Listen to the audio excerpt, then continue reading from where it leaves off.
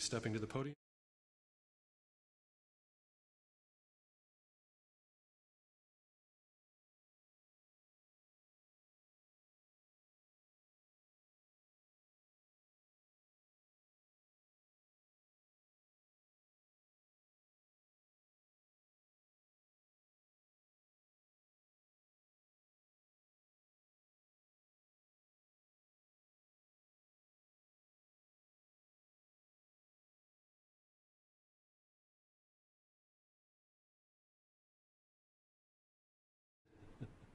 Yep. You're up, Steve. Oh, okay. Thank you. Just, I guess, as a matter of logistics, if you guys have questions as we go, feel free to chime in. Sam, if you could just repeat them, I can't really hear anything beyond your audio. So if you could repeat questions to me, I'll take them, and happy to field those as we go along. Will do. Okay, so we are here tonight to give a update on the shared use path project from Service Road to the Canal Path. Much of this content is the kind of same template as the public workshop, just with some updates to the next steps portion. So some of this will look familiar to those of you who were here in June for that. So just a refresher on the project area. We're looking at the shared use path connection from the future Service Road extension across Route 6 to the intersection of Shelm Road at Water Street, and we'll be going up Water Street to Morse Road, through the fish hatchery property, to a small portion of crossing Main Street, at the intersection with Route 6A, proceeding along Route 6A to Tupper Road, and finally ending on Freezer Road at the Canal Path. This is our preferred route at the moment that we are moving along into design. Reminder that this is a critical component of the Vision 88 plan that the Cape Cod Commission has put together and is working in concert with a number of municipalities on the Cape to create a constructible linked segment from Falmouth up the Shining Sea Bikeway extension to the canal to our project and extending eastward. I usually talk about the extension in the westward direction, but eastward to the existing trail in Yarmouth. And then further on, the Commission is working with the towns on the Outer Cape to extend all the way up to Provincetown. So we have checked off, I guess officially now, the second round of public outreach and stakeholder engagement, although this will never really be complete until construction is done. This is currently, I tag this as still ongoing, because while we're kind of in between grant rounds right now, there's still a number of things that Sam and Paul put out to notify butters of the project that the work is, the design work and the survey work is ongoing. So this program continues, even though the second part of the funded portion by the Mass Trails Grant has wrapped up at the end of June. The work that was funded primarily by the last Mass Trails Grant was a major effort on wetland delineation along the preferred route, the ground survey of the route itself, so we have a design basis, and we started conceptual design, so we have alignments drafted for the preferred route for a separated shared use path that's running adjacent to all those roads and through those properties I described a slide ago. And then the major kind of capstone on the last round of stakeholder engagement was the public workshop on June 17th. And following that, we released the online survey to gather more feedback from interested parties, and that is now complete. So the survey did pretty well. We got 135 responses. We had a ranked choice design preferences for the preferred route as kind of separated by type of environment that it's in, whether it's a high volume road like Water Street or Route 6A, or a lower volume road like Morse, Freezer Road to an extent, or through the off-road portion through the fish hatchery. We sought some input on kind of preferences that the public is leaning towards as far as how to build that facility through those locations. This is just a little word map. One of the question responses, I think it was about one of the more open-ended questions about specific comments that weren't touched on in many of the questions. that are presented. Safety, as you can see, was a big one. A lot of people talked about the need for a safe facility along Route 6A, along Water Street. A lot of people look forward to facilities through the fish hatchery. So I think we're seeing a lot of kind of positive feedback on the direction we've been going with selecting the preferred route. And we do have a lot more kind of diving in. We can do that survey data. We just kind of skimmed the surface of it since it just recently concluded. So there's plenty of good information in there. Reminder on the goals of the project, as I just mentioned, is a separated shared use path. So this is a off-road facility that was decided based on feedback during the feasibility study from a couple of years ago. We've talked about the route already. It's a 10 to 12 foot wide paved path. And then we are currently under these kind of sub-bullets for scope, environmental research, permitting, historical and cultural, due diligence, and field work. The next Mass DOT, or Mass Trails rather, grant rounds will introduce some traffic counts and analysis along the preferred route to look at vehicle studies or potential re-allotment of some of that pavement space that's there today for vehicles and for anybody on the road. We'll continue with some land survey for some supplemental actions that have come up through the stakeholder coordination, specifically the Fish Hatchery, Department of Fish and Wildlife would like to see the alignment staked on the kind of near edge of their property where it's going to pass by. So we'll continue coordinating with them and with our survey sub-consultant. As I mentioned earlier, we'll continue with this stakeholder program and public engagement all along the way. And then we'll continue to advance the preliminary design throughout the next year. Quick snapshot of the products that we're working with right now. So we have an electronic survey-based file to design on in CAD. We have our field efforts to delineate all the wetlands along the route, and that's all information that's now contained in the survey file for reference. The typical sections that we're advancing, the separated nature of the shared use path means that you have a green strip, some type of edge treatment installed or retained in existing condition from the roadway that provides some buffer from the road facility to the separated path facility. In this case, this is just kind of an example of where it could look along an area where it's more undeveloped. It could be Water Street, it could be Morse Road, minus the double yellow. And then an example where there's some residences nearby, how this would integrate in with the frontages of properties. There'll be some, relocations for sure. In some cases, they'll drop in better than others, but this is the overall picture of how this would look. Again, these are all things we showed at the public workshop, so it might seem familiar, but just want to run through a few of the representations that our graphic designers put together. So along Morse Road, this is the path dropping in off the edge of the roadway, preserving some existing street trees that are out there today, so the alignment can kind of work its way around those. On Route 6A, looking north, we have the path being repurposed in the existing sidewalk on the left side of the photo here. So it's replacing that, updating that, pushing the paved facility a little bit into existing lawn space and things like that. That gives you a wider, more updated facility for pedestrians who might want to walk along the roadway. And then lastly, at Freezer Road, just integrating in the last piece to the connection with the existing shared use path at the Canal Path parking lot location. So we're going to continue this public and abutter outreach over the next year.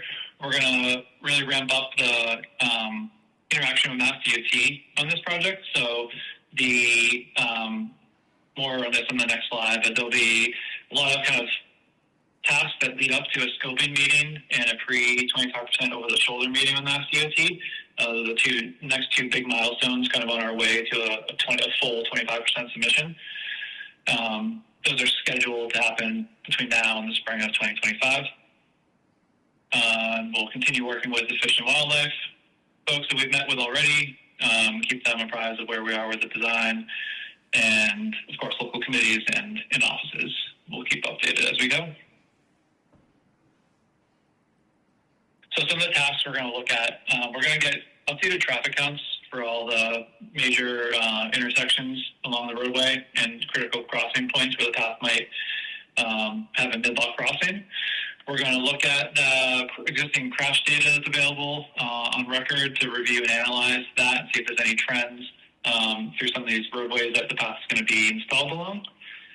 We're going to do a process called ICE, Intersection Control Evaluation. It's a Mass DOT led process where you look at any time that you're going to change traffic control in an intersection.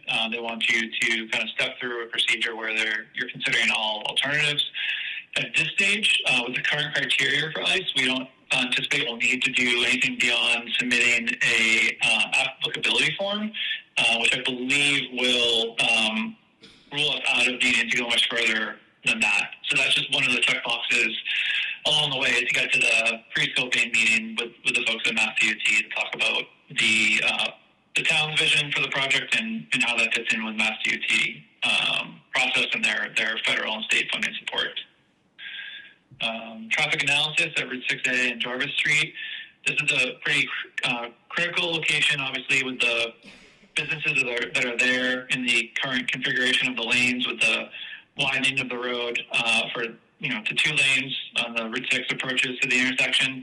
We're going to look at the traffic counts and see if we can do a possible lane drop to reclaim some of that existing outer lane pavement space to be dedicated to the shared use path to get through that intersection without any major impacts to the frontages.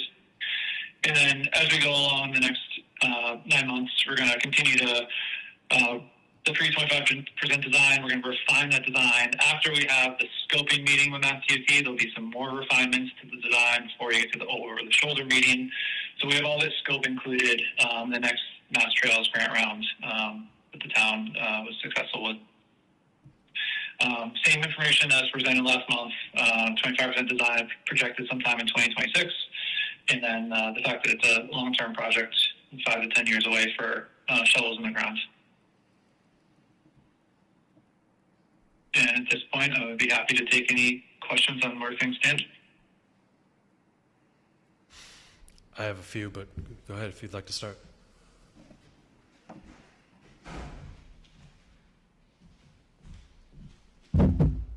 I guess on. Jonathan Murray, and my question is, for the design of the roadway, the green strip between the road on Route 6 and 6A rather, and the bike path, I noticed it's just green grass. Is it possible to put trees there, or some form of protection for the cyclist? Because the traffic on 6A is going to continue to be fast, and in order to make the cyclist feel more comfortable, we might consider adding some kind of trees or like large, some kind of bollards or something to maybe prevent the cars from careening into the bike path.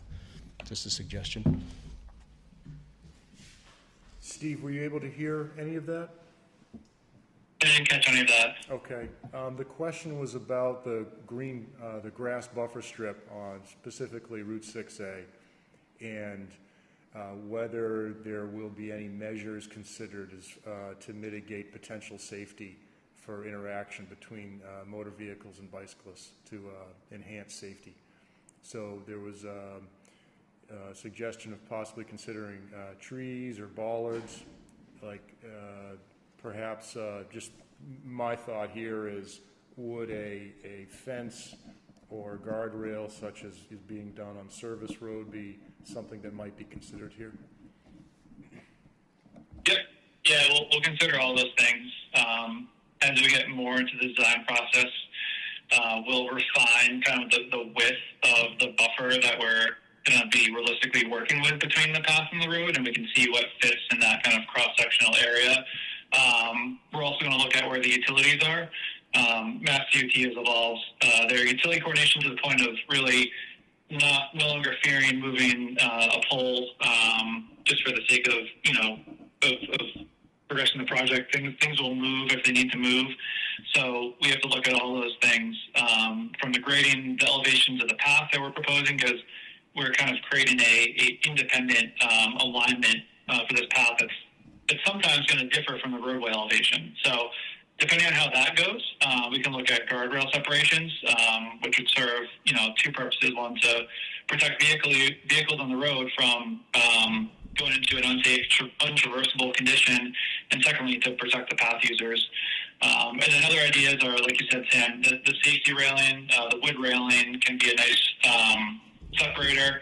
It's not crash worthy, but it gives a kind of visual cue to drivers that this isn't just, your run-of-the-mill sidewalk here. There's going to be a kind of a sense of place developed by this path going in, and there's kind of vertical elements that can come along with it help, I think, a lot to get road users up to speed with kind of the level of importance of that facility, and that they need to look out for all the users on it.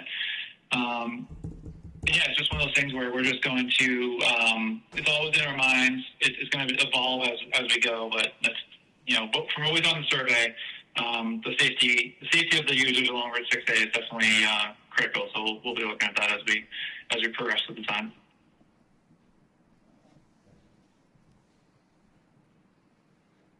Steve, I didn't see Army Corps signaled out with a bullet point, and I'm just curious where the conversations are at with the Corps. So Steve, the question was with the Army Corps of Engineers and where we are in our process of working with them. And I can jump in and answer a little bit of that. This last round, there was not a whole lot of specific interaction with Army Corps. Our understanding from the previous work was that they were supportive of it.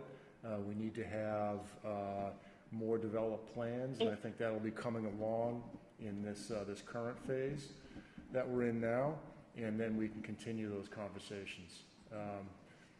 We don't necessarily have like a really long stretch of alignment for crossing the Army Corps property.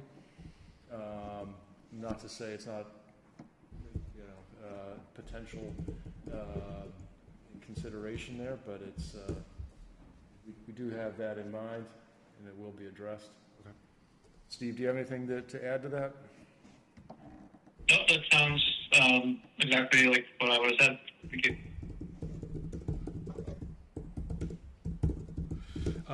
Paul, would you mind just making sure everybody's aware that we got the grant? Could you describe the news that we got shortly after the workshop? Okay, sure. So the next phase of this grant includes what you heard tonight, and we were awarded a grant from the Department of Conservation and Recreation through the Mass Trails Grant Program. And I did go to a ceremony in Sutton recently where they awarded all the towns throughout Massachusetts that were part of the grant program. And we have sent our paperwork into them, and once we get everything signed, we'll get a notice to proceed so we can proceed to the next phase of this project, which includes furthering the design of the shaded path from the service road down to the canal. Thank you. I know we did a bunch of direct outreach to abutters. Did we hear anything back from that yet? Not specifically beyond the meeting that we had. Okay. Because that direct outreach was done just in advance. To advertise the meeting, right? The week before. I just wondered if it prompted any response. No, within the engineering department, we really haven't had much else come in the way so far. Okay, that's good to know. When we have more along the lines of the pre-25 plans to publish, then that may generate some more discussion. Okay. Maybe if Steve could dive a little more into the responses we got from the surveys. I know I read through a lot of the comments, which I often find those comments more interesting than the rankings. There was a wide variety of them, but I think Steve highlighted the fact that safety was a of primary concern from those who submitted comments. Steve, what else were your takeaways from the survey? Steve, so the discussion here is about the comments from the public web survey and whether you might be able to touch on some more highlights from some of the comments received, and if there are any other takeaways or anything else noteworthy from that. And is that something that we might be able to publish on our webpage? I think we had a discussion about that. It might be just a little more. We just need to scrub out the addresses for folks that did not wish to share their contact information. Is that right? Yeah. Yep. I think we could sort that data however you guys liked and give you a product to publish for sure. Yeah. So I was reading through this earlier, and so some things that jump out. Wide path. That's something that tells me that people want to see something that's purpose built for the level of traffic, head and bike traffic that the future spine of the Kingsway Rail Trail is anticipated to bring. There's a lot of people, so I noted earlier, kind of excited for the off-roadway segments and keeping it safe along 6A. A few people commented they don't like the idea of the project. The future tourism and recreational destination and its kind of connection to that in town in general. I saw multiple comments talking about encouragement for this project to kind of be a driver in the regional connection to the town through the use of the path, getting new people into town that might not have a way to get there, via other methods by vehicle. Talking about bike advocacy. A lot of kind of the recreational, cultural, exercise benefits. A lot of comments about kind of what we've been working towards with all the benefits that the path can bring. People are kind of hitting on, I'd say, in their open-ended comments. So those things are all jumping out at me.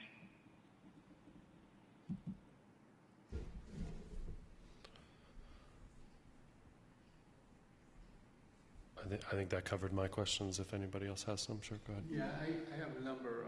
Mike, I have concerns on when you, for lack of a better term, the proposal is to bring them up to service road. And then in a sense, you're just dumping them on service road. I'm just using that as a term. But the thing is that anybody that's ever known that goes up and drives up that S-curve when there's vehicles, big vehicles, whatever, especially now where they're doing construction work, there's no room. And people, we're trying to bring people, to use this bike path and then leaving them at probably one of the worst places that you can do. And I know I've heard this, like I said, for 34 years about how, we're going to put like an rest area or whatever there. That argument has been used when it's convenient for whatever proposal is going on. I mean, I've heard first it's going to go in, and it's not going to go in when it's not convenient to be used. Now it's like, we're going to do it again, but there's nothing to be planned for it. That is not a place where you want to just leave bicyclists going up that curve. We struggle with it now, driving up there, and that's just looking for an accident to happen there, especially if you want to increase the use, because now you stop it at Service Road and then you pick it up on Robin Road. This is probably one of the worst things to do in this whole project. I'm behind all the other stuff, but you can't just stop it there and just say, we'll do that later. This isn't a later thing because somebody gets hurt or something on that there. I want to go on record that I am very much have an issue with this, and that we need to get that addressed now, not wait till a later time. I'm also concerned with, and I've heard this already still a number of times, I've mentioned it before, at the Quaker Meeting House, coming off of Quaker Meeting House. That was supposed to be, I know it's like a 90-degree. Now all of a sudden, isn't it convenient? Now it's sliding over. It's going back to almost what it was before. And no, I don't care what you put, what kind of lights or whatever you put there, that's not gonna stop people from coming off the highway looking quick, saying, oh, good, I see a car coming up Service Road, I wanna beat them. Maybe not even seeing a bicyclist or anybody, or a pedestrian starting to walk up. Even if they hit the light, they're probably not even gonna be looking at the lights, because all they're gonna be looking at is that they just wanna get through that intersection. Daryl, can I interrupt you? There's an item on the agenda to discuss Service Road, and both items you've just brought up are Service Road, Yeah, so. well, but this is also, oh, okay, sorry. But I mean, the thing is, well, okay, one other thing I do have that has to do with this is, you know, you're talking about, you want to put a lane under the bridge. And similar to what you had brought up, the other gentleman had brought up, if you know, what kind of buffer are you going to put? Because now all these cars are used to going in this lane, that lane. You're taking the lane out. If, you know, is there going to be anything like a guardrail or some sort of, you know, like Jersey barriers or something that's going to protect the people that are walking or the bicyclists that are in that lane? Because, you know, and we've seen the trucks come down the hill and see how fast they go and everything. You know, they won't. If they don't have a chance to stop, they're going to just go and plow right through there. So, is there anything, you know, like a barrier or whatever proposed for that proposed section of pathway that would be under the bridge? So I think the question to Steve might be if he could provide an update on the state's project to connect from Service Road to Sham Road. Yeah, Steve, can you give us an update on the state's portion of that project, which is, would be that segment from Sham Road up Route 130 under Route 6 and then up along Service Road to Robin Road?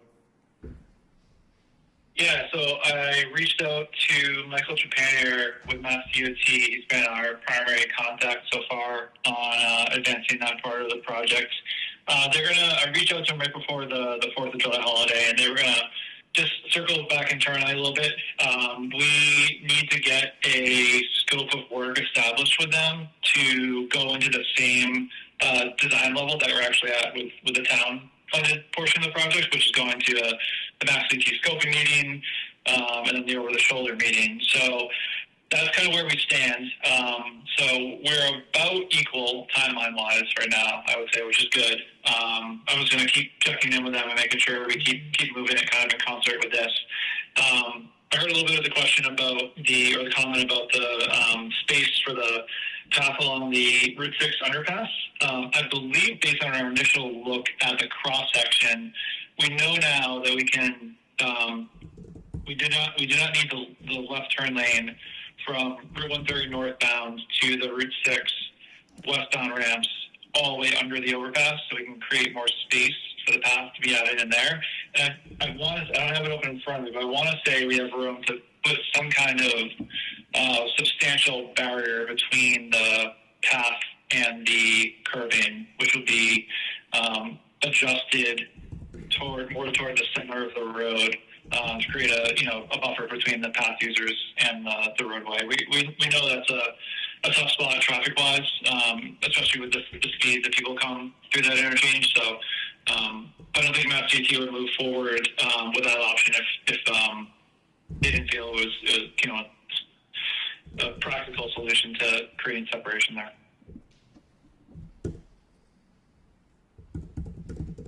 So it sounds like that's what they're looking to do, something like that. That's you know, yeah, I mean, you know, in terms of, because the only thing is, I mean, I know they said, you know, it's just funny how I remember when they did the redesign, that we had to have those 2 lanes there.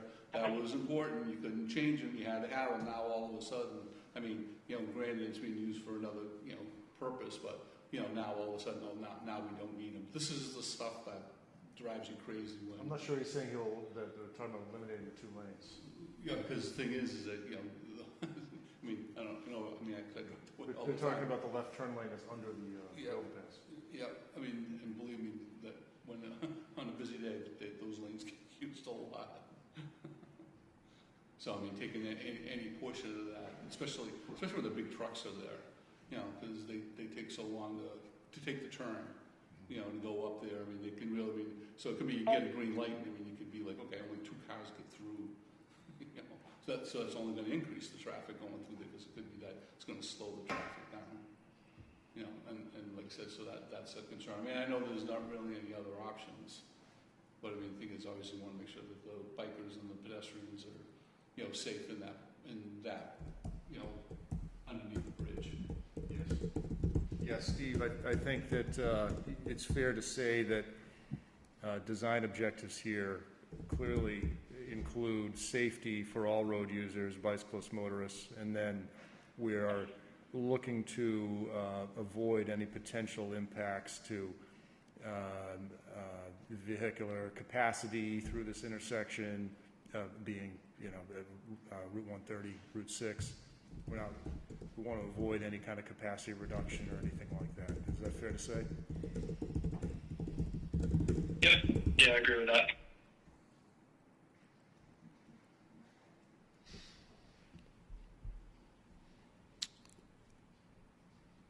So we don't really have a concrete series of next steps for the next round of grant funding until we get the notice to proceed. Is that generally the order of operations here? Well, we do know, we have the outlined activities that Right. Steve has mentioned. It sounds like there's a lot of legwork that needs to happen on VHB's end. Sure. We'll be looking at doing more public outreach as that develops, and I think that's something that we'll be planning at subsequent meetings. Do you have a vision, you or Steve have a vision for what that looks like in terms of, like, will there be more mature designs presented for feedback? Probably, maybe. I think that's something we want to talk about and just make sure that we're on the same page with Mass Trails and Mass DOT on that. Yeah, I think probably the next meeting we have with Steve and Mass DOT would be scope of work. I don't know if Steve can offer more at this point on what we're going to do, but we're going to look to advance where we are at this point to Right. a higher design level. Okay. Yeah, there's a lot of work that goes in between now and the scoping meeting. It's on paper, it kind of looks like a little bit of a mismatch when it's just called scoping, but there's a checklist that DOT has to go through to go into that meeting completed to kind of walk through all the various design elements, permitting elements, things like that, that you have to kind of get the seats input on and make sure everybody's on the same page. So we very likely will be applying for another grant next year to get us to that 25% design in 2026. Okay. DCR has been very generous and supportive of us over the Sure. years. So We love DCR that in the future. for that, especially. Let's hope they keep that offering that grant program too. Okay, that's all my questions. Anybody have anything else? Thank you, Steve. Could we maybe keep the line open so Phil can stay with us for a few minutes? All right, thank you, Steve. I think, Steve's clear to sign off at this point, unless there was something about service roads specifically that you wanted to talk about. Sure. If I think Daryl just brought up a couple of items. I'm also curious about Quaker Meeting House and the timing of work there. I know what's going to be done, or at least I know what's planned to be done, but when can we expect to see progress there? I have an update of the work they're performing over the next couple months. Okay. Steve, if you're still there, feel free to add anything to this. But they're doing some work at Spalding Hospital right now related to pedestrian safety, ADA ramps. They're also working on adjusting the hydrants out there as part of this project and making sure that the users of that path are protected by those hydrants along the road. They're also doing some handwork paving at the sidewalk approaches. They're working on their bench pads. We're doing some more fencing out there. And we're going to rough and fine grade the Round Hill Road parking lot and also pave the binder at Round Hill parking lot and pave the top course of the bike path probably by the end of July. obviously some more work in the future will be coming up. We'll get you details on that when we have that information. Steve, do you have anything to add to that? Yeah, I think just one of the more major kind of roadway crossings for the path, just an update on that. So the Hawk signal system at Quaker Meeting House Road, that service road I believe is scheduled to be installed in the fall or sometime soon after Labor Day once DOT lifts the moratorium on the road closures or any impacts the contract would have on traffic on the road. And just to educate everybody here in the room, the Hawk system, that's going to involve a red stoplight, right, for traffic on Quaker Meeting House Road that will allow for protected crossing for trail users, right? That's correct.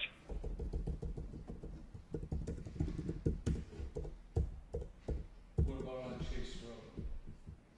Does it just stop at Chase Road? So, again, the bike path just stops, but the path doesn't. So, but there's not gonna be any crossing there, is there? It's been addressed in previous meetings, Daryl, that crossing will be addressed when Barnstable does its path. Right, but the thing is, it's the same issue as what's going on down at the I'm just- 130. I'm just giving you the answer that I know. Well, and that's why I'm bringing it up again, because I think that's, again, you take it and you just telling people, you do piecemeal here and you stop it here, and I know what the reasons are, for going across, Chase Road, there's other issues because there's residents and stuff and everything that live on the inside of the curve, so they don't necessarily know where they're gonna put the bike path, going forward. It's also a funding question, right? I mean, that part of it's not funded yet. Yeah, it was just kind of odd because, it didn't, when they did some of the other projects, they went to the line of Barnstable. So, but I mean, again, so that when people get to Chase Road, they're on their own across Chase Road. I don't think that's necessarily. That's not a change in situation from how it is today. But it's the. People bike on Service Road and I know, but again. they cross there all the time. Just because it's not there now doesn't mean it's right. I'm not trying to have a debate with you. I'm just, Well, I mean, the thing is that, again, it still should be, looked at and addressed, in terms of, what's going, because it said, you want people to use this bike path, you want them to use it for biking, and then you just, stop them right there and then say, okay, now you're on your own. And get it, that's a busy road too. I mean, Chase Road, going through there, so, and again, so there's not gonna be lights, there's not gonna be anything there, they're on their own. So, again, so I'm just saying, okay, well, let me put it this way. I'm going on record that I'm objecting to the fact that that's not being done. okay. Duly noted.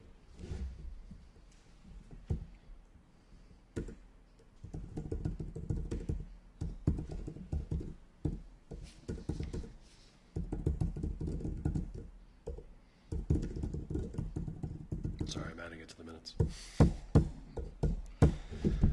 Somebody else is going to have to volunteer to take minutes for me next meeting. Anything else from anybody about Service Road? Sure, please. Can you step to a mic, though? You can sit at the table. You're on the committee now. You mentioned that you said a top course of the bike path. Is there going to be another layer of a final layer? Wow, that's great. Okay, thanks. I was just curious because I've been up there checking it out, and there's still a lot of issues with the erosion, the quality of the setup for the erosion. It just keeps morphing as they discover that it's not working and they try something new. So I just wanted to make sure that existing pavement was going to be whatever, it's nicer than this. Because like on some of the, if someone's on rollerblades or something, they're going to like tumble off into the bushes going over one of the sewer cap that sticks up like this much, and all the scratches and stuff from the other thing. So thank you.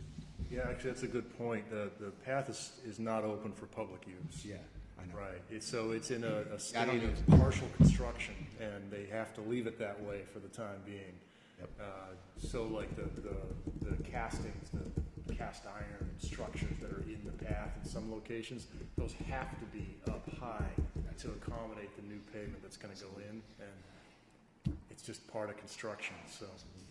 No, it's good to know that that other layer is going to be on there. That's going to be amazing. So, thanks.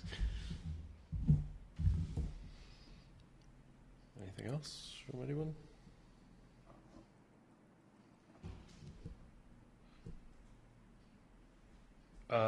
So yeah, if Steve wants to drop off, he can. Thank you, Steve. Really appreciate your time. If you want to step off the call now, we are good. We can, I think, I'll end my meeting. Paul, you'll keep the call going. Steve, is it all right if we just keep the meeting going, though? We have... Yeah, I can let it run. I'll walk over to my desk now, but I'll keep this going until you guys are done, and then it'll just conclude at that point when you guys sign off. There we go. Great. Thank you. Thanks, Steve. All right, thanks everyone. Just leave Take it care. as is. So the next item on the agenda is crosswalks. We've had Farmersville Road request on our agenda for the last couple meetings. I've had the Quaker and Katuitt intersection. I decided maybe just this time we would focus on Katuitt Road, given some of the public comments that were at a recent selectmen's meeting and some of the recent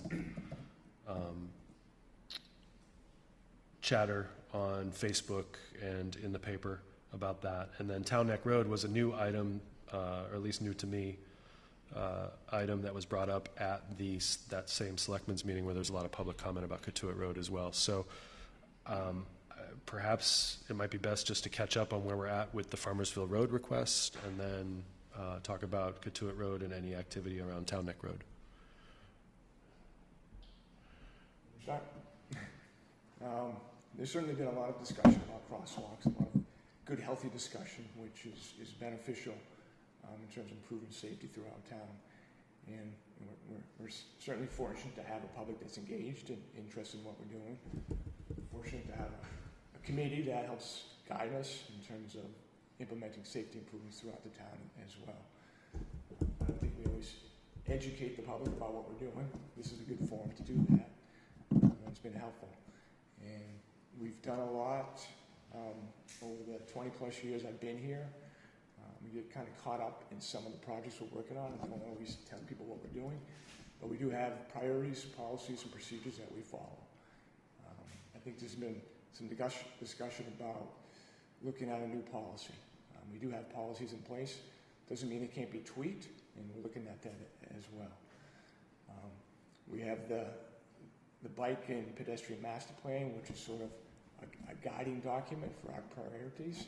We look at our priorities each and every year for safety improvements throughout the town. We also follow national and state standards related to safety in terms of signage, pavement markings. We go by what's called the Manual on Uniform Traffic Control Devices, which is the MUTCD. It's sort of the Bible for signage and pavement markings and safety for all types of transportation, whether it be motors, pedestrians, bicyclists.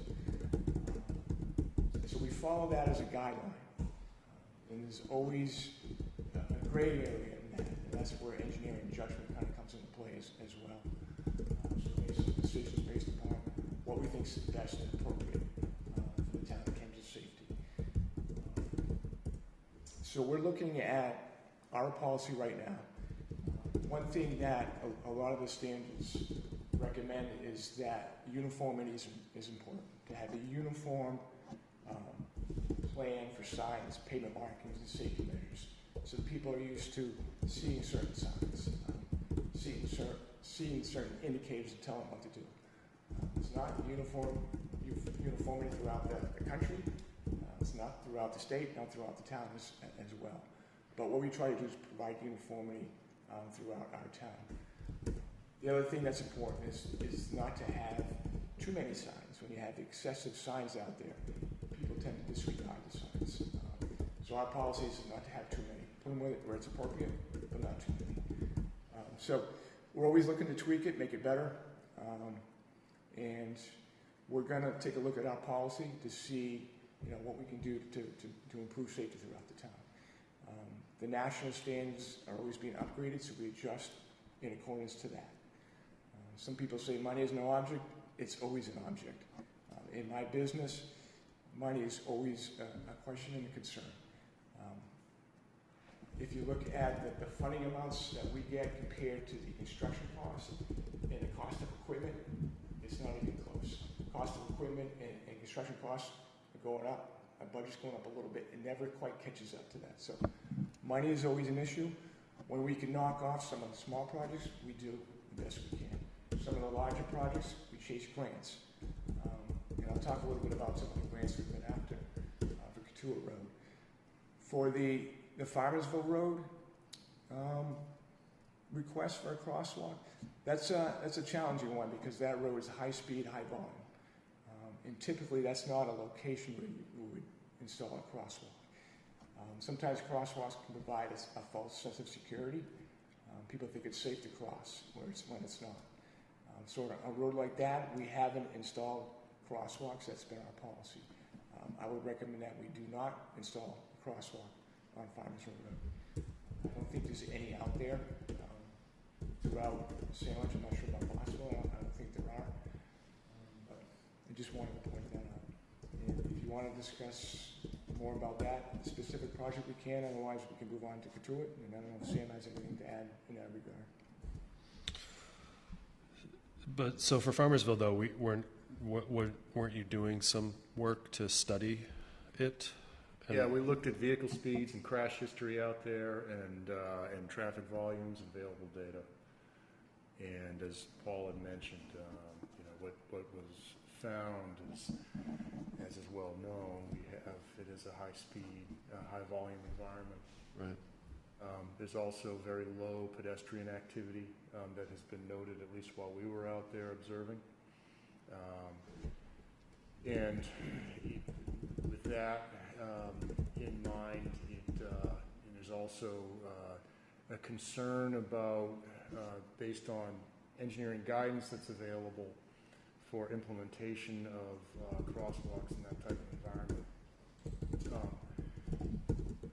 Adding a marked crosswalk at an uncontrolled location such as that, where crossing traffic is not required to stop at all times, either through stop control or through a traffic signal, it can actually be detrimental to safety. That may be due in part to that false sense of security or other factors. So it's something that we just take very, very seriously and give it good consideration. But that's where we're at with that one. It is something I'd like us to revisit at some point, but more maybe in the context of the planning that we do for extending the bicycle and pedestrian network out from Service Road.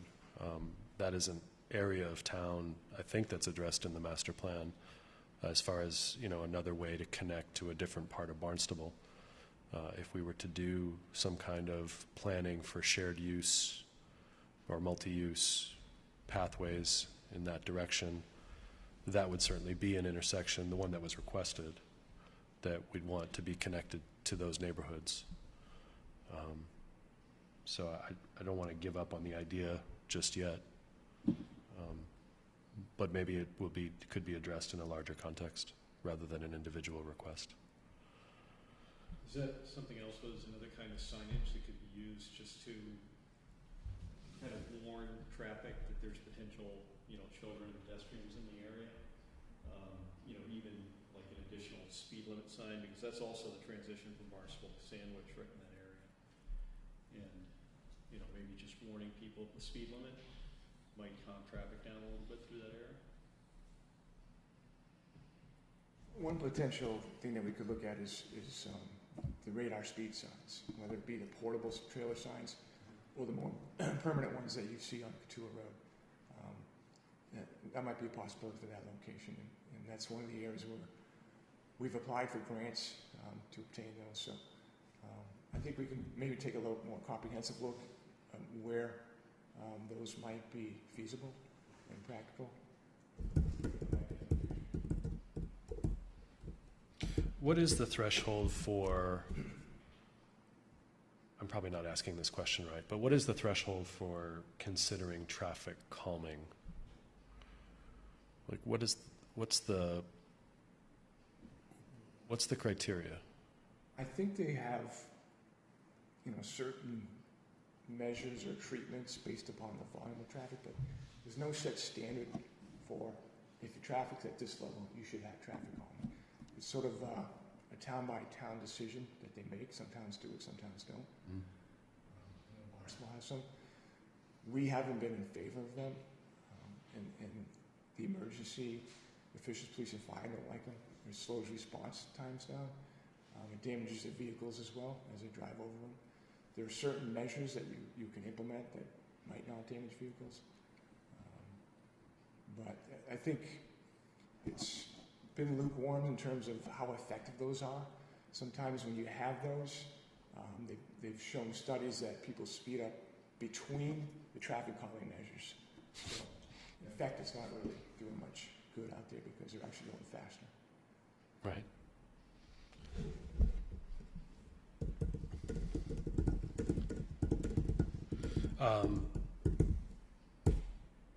Yeah, let's talk about Katuitt, because that's obviously a higher priority.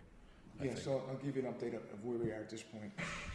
We have new signs, we ordered new signs to meet MUTD standards. We'll be installing those soon. We're gonna dig safe in the area. We're gonna prune vegetation along the side of the road to improve sight lines.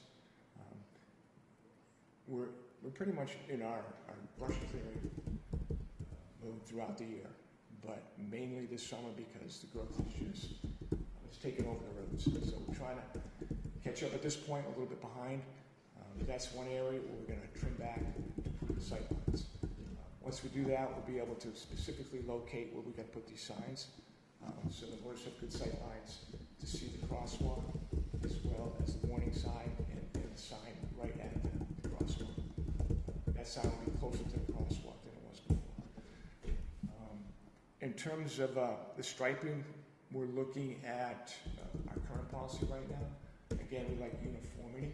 If there's something we can do to improve that situation at certain areas throughout town, we try to focus on the school areas right now where we provide different treatments. For instance, we will install the green fluorescent signs, crosswalk signs at school zones. So we might look at potential pavement markings in school zones or maybe business districts, and it might be volume based. That's one area we say, well, if you meet a certain threshold of volume, then it justifies striping it with this type of pavement marking. There's some pluses and minuses with the ladder type. It can be slippery.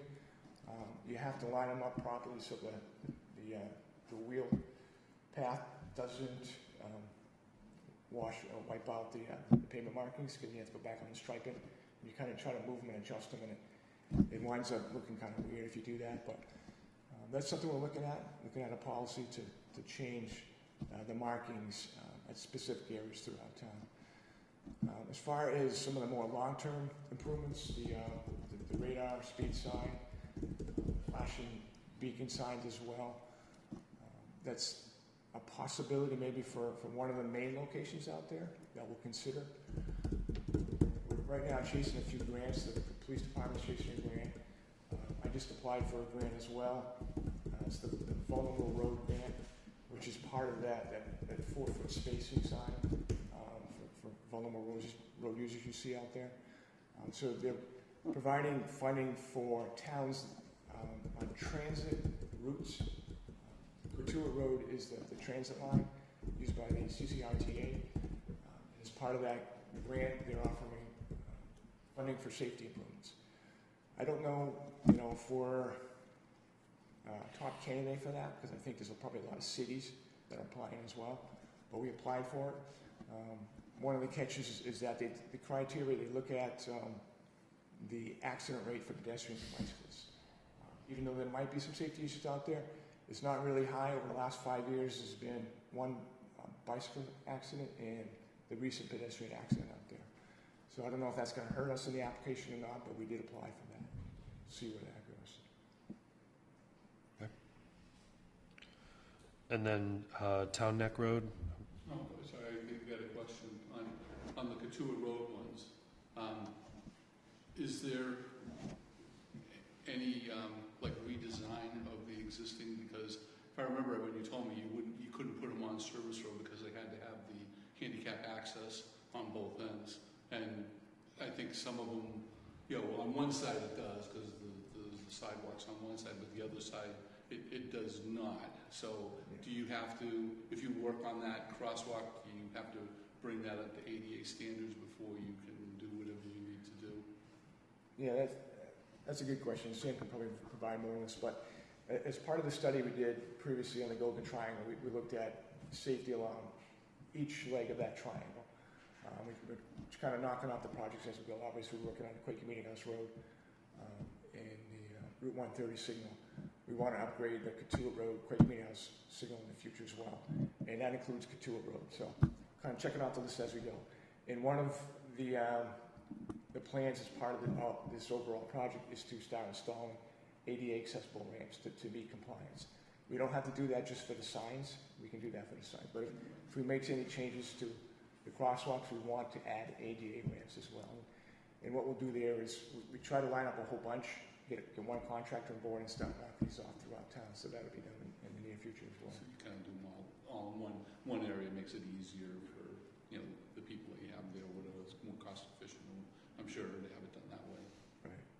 And when that project comes around, might be more to it than meets the eye initially, just for the average road user. Because if you really get out there and look at it, to make it ADA compliant, we have to look at where the drainage structures are and how the crosswalk interacts with that, with the path of travel. If there's any drainage issues, we need to address those. The standards for the curb ramps have changed somewhat in recent times, and so now there's guidance moving away from certain types of curb ramps, like apex ramps, more towards a more conventional ramp that approaches on both roads. So it gets more involved, which then adds cost and adds complexity to it all. So yeah, so when we started looking at the sign project, we thought, hey, well, maybe we could get a couple of these crosswalks approved too. But when we start adding in all these costs and whatnot, you can see it's like, all right, let's just get the signs done now, and then let's keep moving on trying to get the crosswalks updated too. But it's got to be like a separate project. It's going to take a little more time.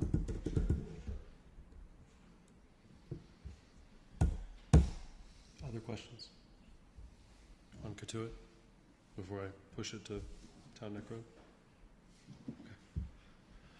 Okay.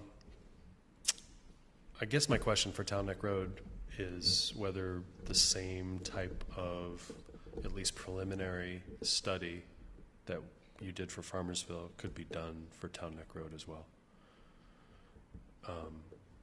Or maybe you're already in the midst of that. Yeah, I think we can certainly take a look at that. I was at the select board meeting when they were talking about Town Neck Road and the speeding. They also requested a crosswalk at one of the side streets, so people can sort of focus on crossing that one area. Yeah. We can take a look at that. And as Sam mentioned, we'll have to take a look at all the engineering aspects of that, the sight lines, the drainage in that area as well. But we'll include that as part of a safety study to see if we can make some improvements out there. Could use some pruning along that sidewalk too. Yes. We're on Town Neck, are they looking for the... So there's the sidewalk on Town Neck Road that goes all the way down from the railroad crossing to basically the beach parking lot. Right. All the neighborhoods are across the street. And so there was concern expressed, and I'm summarizing here from what I watched on TV after the fact, because I couldn't be at the meeting that night. The concern was that there's nowhere to cross officially, and the speeds on that road are higher than they would like, and so they're looking for help. So there wasn't a particular location or whatever that they. I don't. Like one of the side streets or whatever. Yeah, I mean, They just want one of them. yeah, I think so. A way to connect that neighborhood, and I think there's at least like 3 streets there that you could consider a way to get across to that sidewalk. And it's not an unreasonable request. It just probably, as you said, more than meets the eye to the average person. I think it certainly warrants consideration of improvements, so we'll take a look at that. And it's magnified during the summer. There's a lot going on down there. Sure. Treehouse and, and the beach use. Yeah, we can certainly take a look at that. I've done a lot of walking down there recently, especially now that the boardwalk is back, because I can cross from here to the other side, which is nice. And when you are doing that kind of a walk, it's fine. But if you're starting in the Town Neck neighborhood, because I'm able to walk around the periphery of it, right? I don't really face a lot of crossings. I just stay to one side of the road and get to the sidewalk, and then I'm on my merry way. I can certainly see the need for a crossing from either Dillingham or wherever to get across there. So if we could just look at doing the same kind of traffic studies that are necessary as a preliminary step, I think that would be helpful. I have one last thing. It's not on the agenda, but it's all related to this conversation. And we've had on our agenda previously about that curb cut at Cook's Farm. As I said, I've been walking a lot recently, and I decided to walk down Morse Road recently just to eyeball the future connection. And I got to the sidewalk in front of the wing school, and that sidewalk used to, before the fencing was put up, it would connect to the parking lot of the wing school, and then you would walk down the parking lot, and then the sidewalk would resume again. And that fencing has cut off that connection. It's a little tricky with the terrain that's in front of the fence now. It's like basically you're walking on a side slope to connect from one sidewalk to the other. And I'm just wondering if something could be looked at to be done temporarily out there as that construction project is ongoing, because we've basically cut off the pedestrians from connecting on those 2 sidewalks. Yeah, that's a good point. Yeah, that's probably something we can take back to the building committee that's involved with that and ask that contractor to address that. Sure. Because right now you're kind of left there going, well, now what do I do? Like, my understanding is I think they wanted as much space as they could get there, Of course. so their fence probably blocked that. I don't dispute the need for the fence there at all, especially once demolition starts in earnest. But it's, yeah. And this was last week or 2 weeks ago when I was walking there. So it's just somebody who is less able-bodied, I guess is a way to put it, than I am, would have a really difficult time. I had a difficult time. I was definitely in danger of turning an ankle or 2. I did see somebody was on a bicycle coming down the sidewalk there by Cook's Farm, got to that, well, he actually came into the roadway before you get to the crosswalk, because there's no way to get into the crosswalk Right.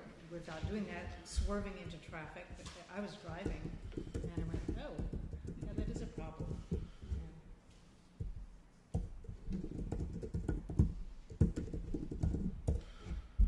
Okay. I think that's all for sidewalks and crosswalks. If anybody has anything else.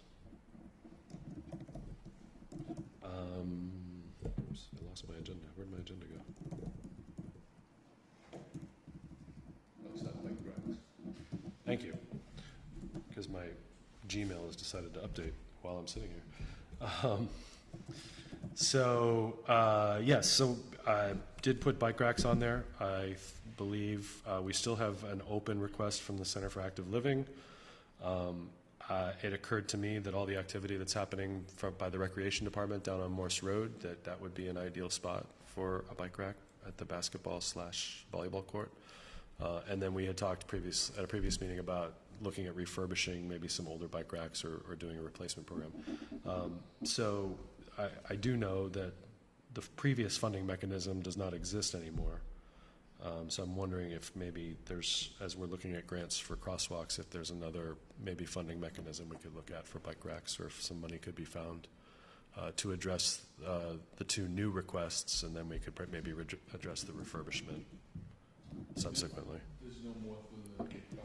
There's not. No. It was funded through a small allocation in the TIP program, and that has not been refunded. The commission is aware that we're interested, but if we're the only ones that are interested as a town, they probably leave us to our own devices.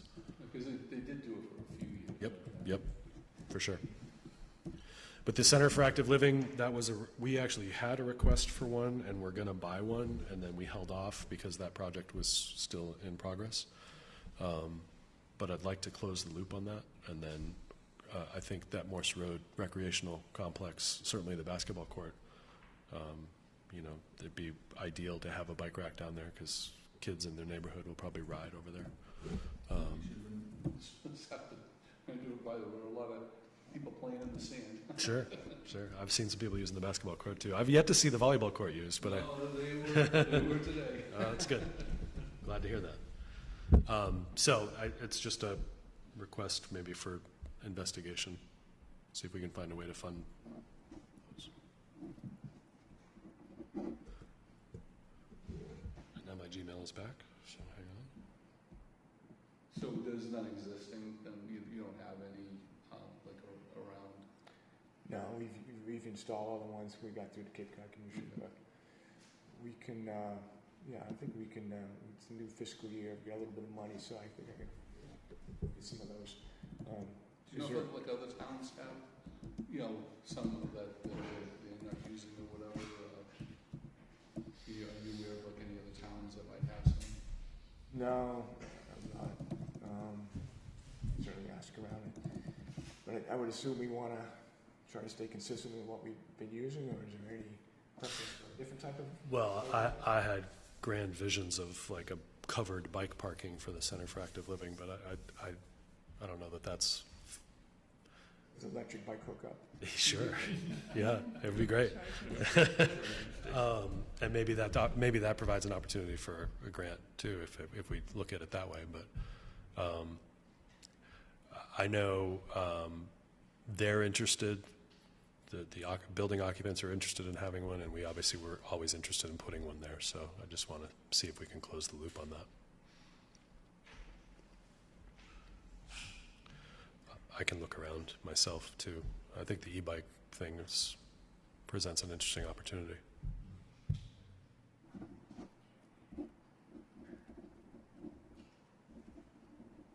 Maybe CCRTA might even have something. We'll have to ask around. All right. Speaking of commission, I put an item on the agenda that had a link that you can peruse at your leisure. I'm not going to read it all here tonight, but the first Vision Zero Advisory Committee meeting is scheduled for August. I am a participant representing the Cape Cod Joint Transportation Committee and Sandwich simultaneously, and bike advocacy as well. The meeting will be in a hybrid format, so you can either attend in person or you can attend virtually. I don't think that my participation from Sandwich has to be solo. I think they would welcome as many people that wanted to participate as could. So just making sure that that's on everybody's radar if anybody is interested. Vision Zero, very briefly, is a vision for eliminating traffic fatalities and serious injuries on the roadways. It often applies to cyclists and pedestrians, but it's not just for that.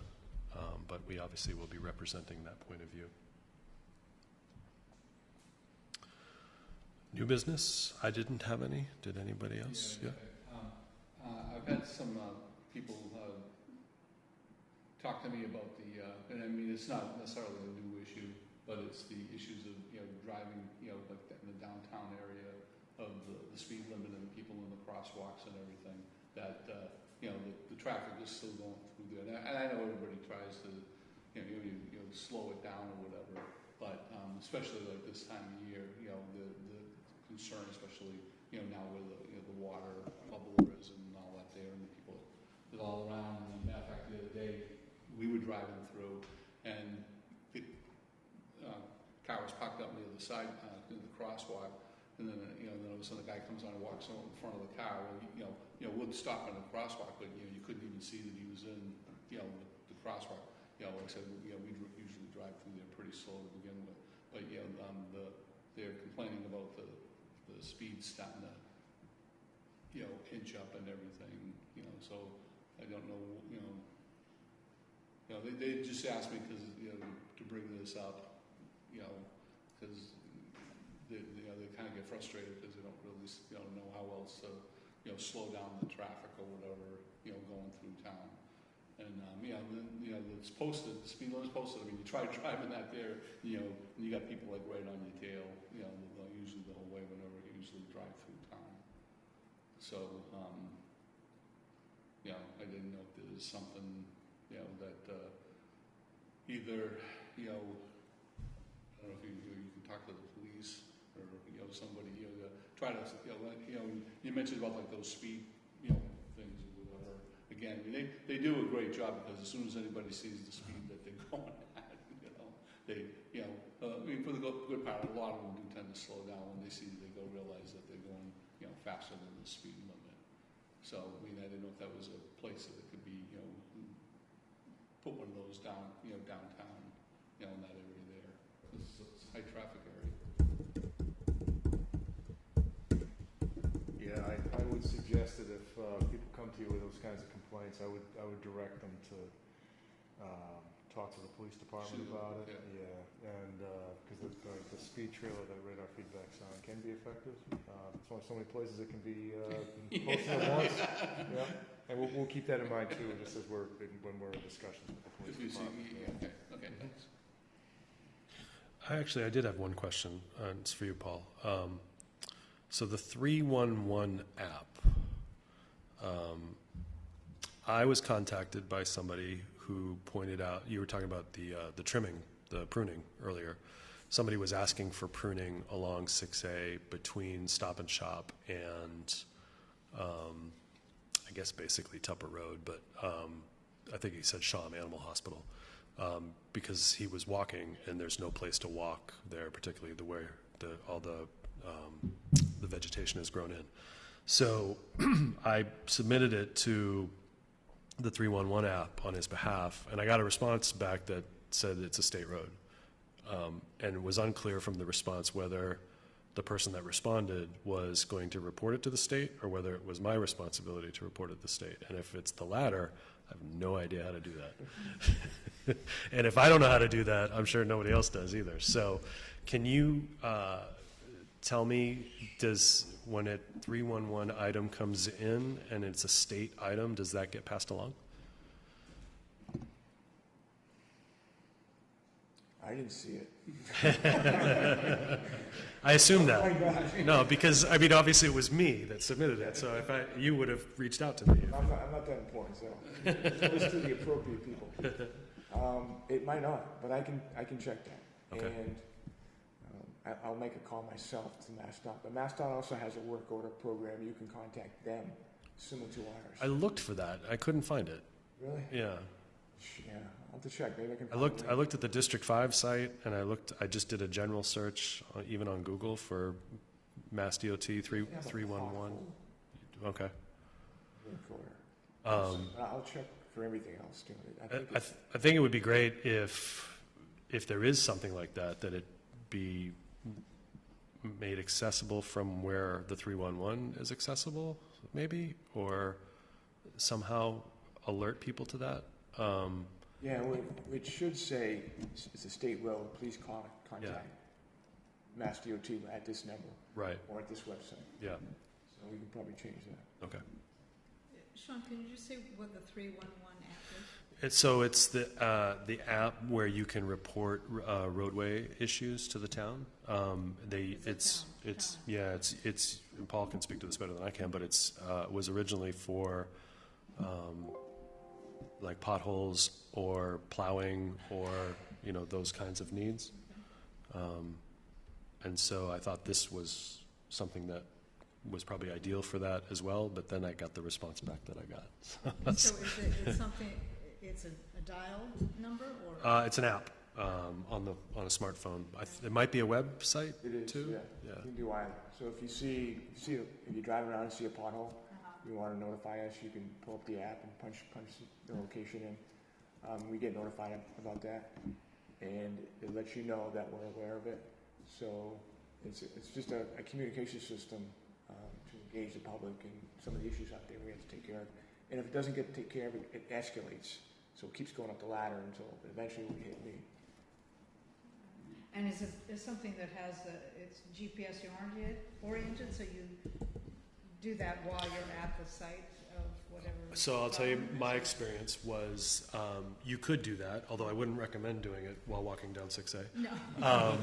But so it can be location aware, or it provides you with a map and you can mark the location, which is what I did.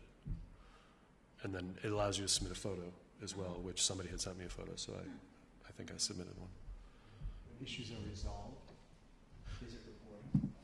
Back to the app, so you can go to the app and see the history and say, oh. Well, that's how I found out I got a response. So they resolved it by telling me it's not their problem. Sure. That's so surprising coming from Mass DOT. Well, it wasn't Mass DOT. It wasn't. Yeah. I may have gotten the same response from Mass DOT, but I didn't get that far. I didn't know how to get that far. Okay. Anybody else have anything else for new business? All right. So we're looking at our next meeting would be August 19th here at 6:30. And if everybody's in agreement with that, I'll take a motion to adjourn. Make a motion, we adjourn. Do I have a second? Second. All those in favor? Aye. Aye. Thank you, everybody. Thank you for your investing all the time we had tonight. It was longer than our usual meeting.